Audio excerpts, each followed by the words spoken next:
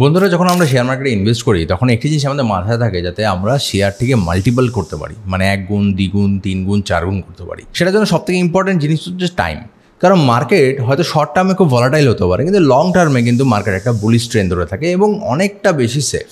সেক্ষেত্রে সবথেকে ইম্পর্টেন্ট যেটা হয়ে যায় স্টক পিকিং অ্যাবিলিটি। কিছু কিছু স্টক রয়েছে যেটা শর্ট টার্মে খুব ভালো পারফর্ম তো করে, কিন্তু লং টার্মে গিয়ে সেই পারফরমেন্সটা আর থাকে না। এরকম অনেক শেয়ার রয়েছে যেগুলো হয়তো খুব শর্ট টার্মে ভালো পারফরমেন্স দিয়েছে এবং লং টার্মে গিয়ে একটা পার্টিকুলার প্রাইস রেঞ্জের মধ্যে আটকে যায়। সেগুলোতে যদি আমরা 5 বছর 10 বছরের জন্য যদি ইনভেস্ট করতে থাকি, তাহলে পরে সেক্ষেত্রে আমাদের সেরকম ক্যাপিটাল বড় হবে না। তার থেকে এটা ভালো নয় যে আমরা এমন শেয়ারে ইনভেস্ট করবো যেটা অল্প অল্প করে বাড়ুক, কিন্তু কন্টিনিউয়াস বাড়ুক, যেগুলো 5 বছরে কিংবা 10 বছরে কন্টিনিউয়াস প্রফিট দেয়। সেই জন্য আজকের এই ভিডিও। আজকের ভিডিওতে সেই ধরনের শেয়ারগুলো খোঁজার চেষ্টা করবো যেগুলো লং টার্মে ভালো রেজাল্ট দেবে। হতে পারে শর্ট টার্মে 2-3 মাস ভালো রেজাল্ট দিল না, কিন্তু লং টার্মে ভালো রেজাল্ট দেবে। এবার কথা হচ্ছে যে এরকম শেয়ারকে আমরা খুঁজে পাবো কী করে? এরকম শেয়ারকে খুঁজতে গেলে পরে আমাদের যে ডেটাগুলো নিতে হবে সেটাও লং টার্ম পার্সপেক্টিভেই নিতে হবে। শর্ট টার্মের ভেতরে যদি আমরা খুঁজি তাহলে আমরা পাবো না। আমরা যখন চার্টও দেখবো তখন আমরা লং টার্মে চার্টই দেখবো, যাতে লং টার্মে আমার গ্রোথটা কীরকম বড় হবে সেটা যাতে আমরা দেখতে পারি। আমি কিছু পার্টিকুলার ফিল্টার অ্যাপ্লাই করেছি Screener.com-এ।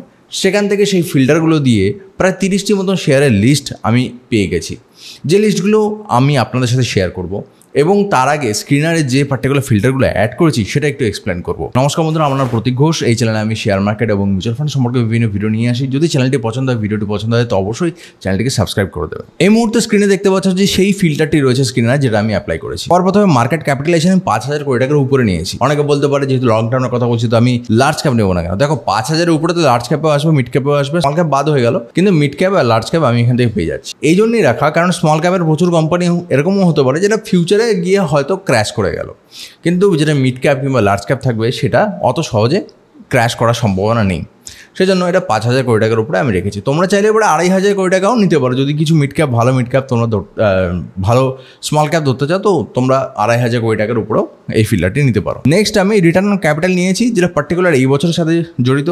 এই বছরে রিটার্ন অন ক্যাপিটাল অ্যাটলিস্ট 20%-এর উপরে হতে হবে। 20%-এর উপরে রিটার্ন অন ক্যাপিটাল মানে কি? এই কথাটা মানে একটু বুঝতে হবে।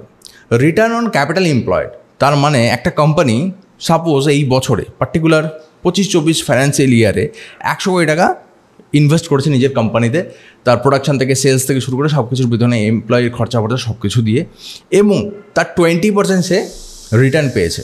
এবার সেই 20% থেকে ট্যাক্স ফ্যাক্স এগুলো বাদ যাওয়ার পরে যেটা থাকবে সেটা হচ্ছে নেট প্রফিট। কিন্তু অ্যাটলিস্ট 20% জেনারেট করার ক্ষমতা কোম্পানির তো রয়েছে, তার মানে সেটা একটা ভালো পজিশন হিসেবেই আমরা ধরবো। সেজন্য রিসেন্ট 1 বছরে আমরা 20% ROC দেখব।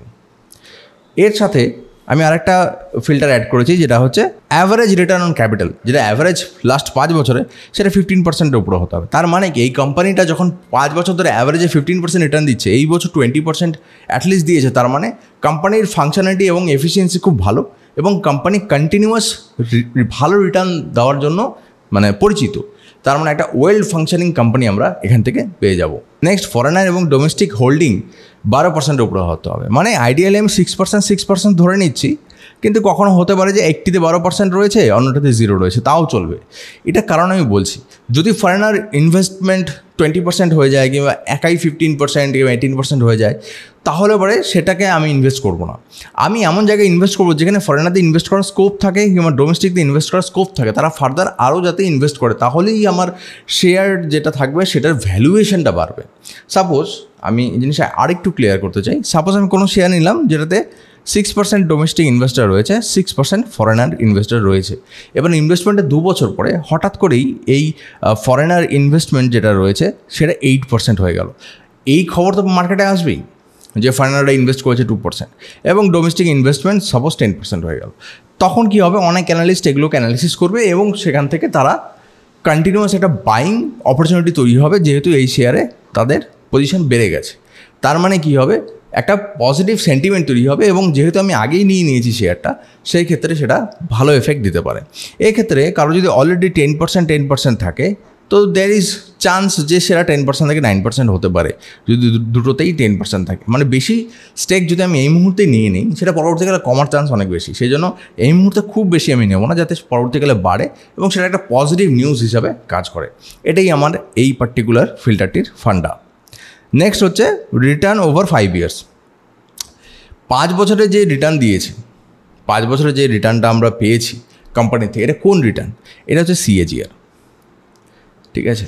মানে কোম্পানি যে প্রাইস ভ্যালুগুলো বেড়েছে, কোম্পানি যে কারেন্ট মার্কেট প্রাইসটা বেড়েছে, সেটা যাতে অ্যাটলিস্ট 20% করে হয়। তার মানে কী হয়, তা আমরা লার্জ ক্যাপ মিউচুয়াল ফান্ডকে শুরুতেই বিট করে দিলাম।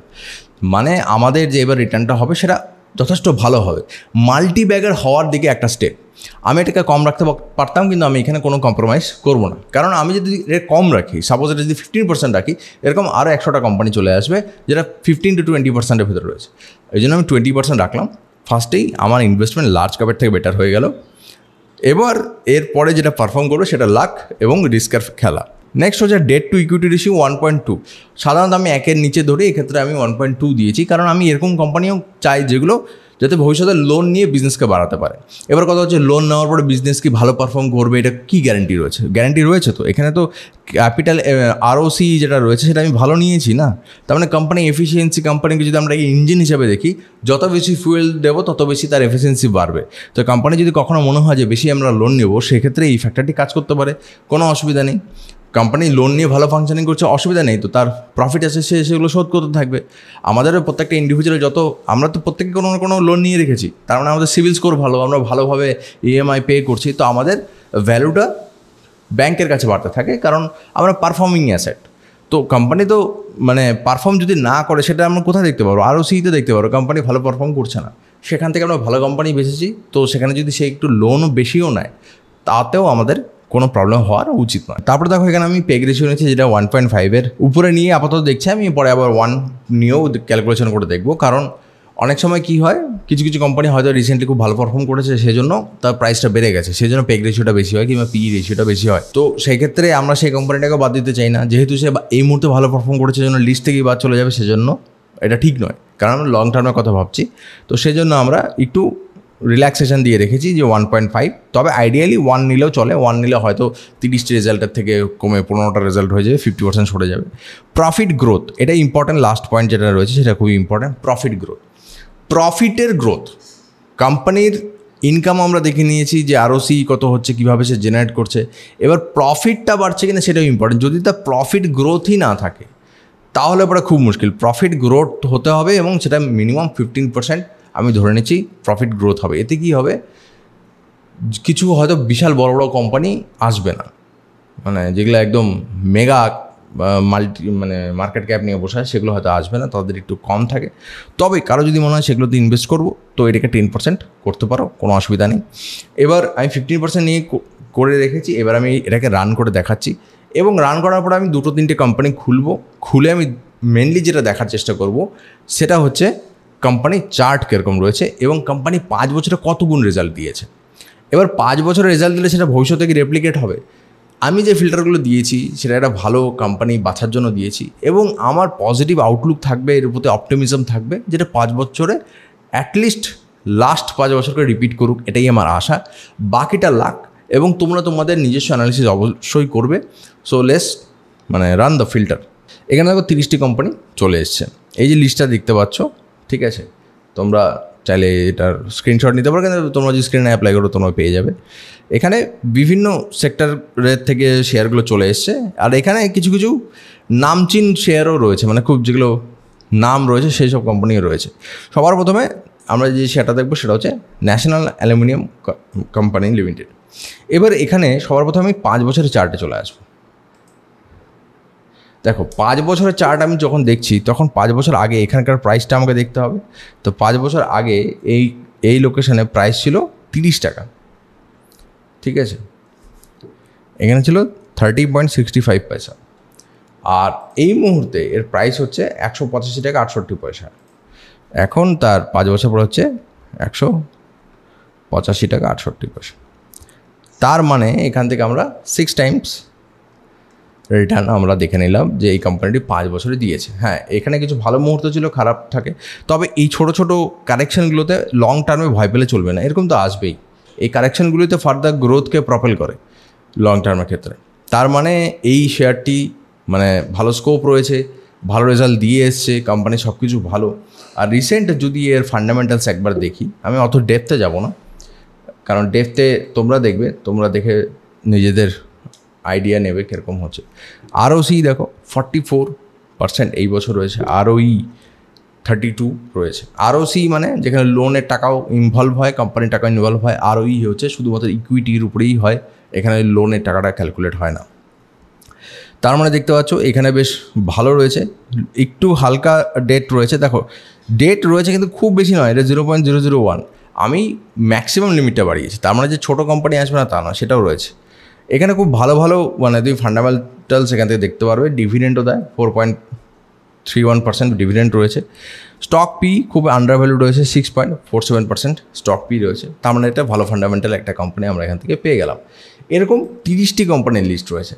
তা আমি এখান থেকে আরবিট্রারিলি আরও একটা কোম্পানি নিয়ে নেবো, যে কোনো একটা। সাপোজ এটা গডফ্রে ফিলিপস ইন্ডিয়া। সবার প্রথমে চার্টে চলে যাব, চার্টে গিয়ে আমি 5 বছর চার্ট অ্যাপ্লাই করব। 5 বছর আগের ভ্যালু ছিল 965 টাকা, 965 টাকা। 5 বছর পরে এখন ভ্যালু হচ্ছে 8,344 টাকা। তার মানে প্রায় 9 টাইমস, ঠিক আছে, রিটার্ন এখান থেকে আমরা পেয়ে যাই। তো আমরা যে উদ্দেশ্যে এগোচ্ছি সেটা হচ্ছে আমরা লং টার্মে টাকাকে মানে বাড়ানো। এফডি করলে তো আমরা 5 বছরে হয়তো 43% অবধি বাড়ে, 43-46% অবধি বাড়বে। এখানে 9 টাইমস বেড়েছে, আমি বলছি না যে বাড়বে, কিন্তু যদি এর 50% পারফর্ম করে, 30% পারফর্ম করে, 3 গুণ 2 গুণ তো হবেই। মানে অবভিয়াসলি পজিটিভ আউটলুক রাখতে হবে। যদি আমরা ভেবে নিই যে একেবারেই না, তাহলে তো শেয়ার মার্কেট আমাদের জন্য নয়, রিস্ক আমাদের নিতেই হবে। সেখান থেকে একটা ভালো রিটার্ন আমরা দেখতে পাচ্ছি।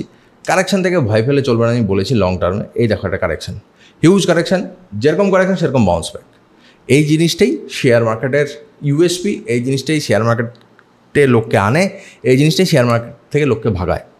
তো এইভাবেই ফান্ডামেন্টাল ভালো কোম্পানি শেয়ারগুলো লং টার্মের জন্য খুঁজতে হয়। নেক্সট, যে কোনো একটা কোম্পানি আমরা এখান থেকে উঠিয়ে নেব, যে কোনো লিস্টের। সাপোজ এটা হচ্ছে চয়েস ইন্টারন্যাশনাল কোম্পানি। 5 বছরে আমরা চার্ট দেখব। দেখো এখানে 5 বছরের চার্ট রয়েছে। 5 বছর আগে এটি ছিল 22 টাকা 93 পয়সা, আর এখন রয়েছে 694। আমি এটা হিসাব করলাম না ভাই, এবার তোমরা দেখে নিতে বুঝতে পারছো যে কত টাইমস বাড়ে। তো এইভাবেই পার্টিকুলার শেয়ারগুলোকে খুঁজতে হয়। দেখো পাস্ট পারফরমেন্স রিপিট নাও হতে পারে, সেটা আমি বারবার করে বলছি, কিন্তু আমরা বিচার করব কার ভিত্তিতে? আমরা তো ফিউচার দেখতে পাই না, আমরা তো ভালো পারফর্ম করেই দেখবো না। আমাদের ডেটাগুলো যদি লং রেঞ্জের হয়, সেটা লং রেঞ্জকেই প্রেডিক্ট করতে পারে। আমরা যদি শর্ট রেঞ্জের ডেটা নিই, তাহলে শর্ট রেঞ্জকে প্রেডিক্ট করবো। তো আমি লং রেঞ্জের ডেটা নিয়ে করেছি। আশা করি এই ভিডিওটি তোমাদের ভালো লেগেছে, কিছু নতুন তোমরা শিখতে পেরেছো। যদি ভালো লেগে থাকে অবশ্যই চ্যানেলকে সাবস্ক্রাইব করবে, আর ভিডিওটিকে লাইক করবে। তোমার সাথে দেখা হবে পরবর্তী ভিডিওতে।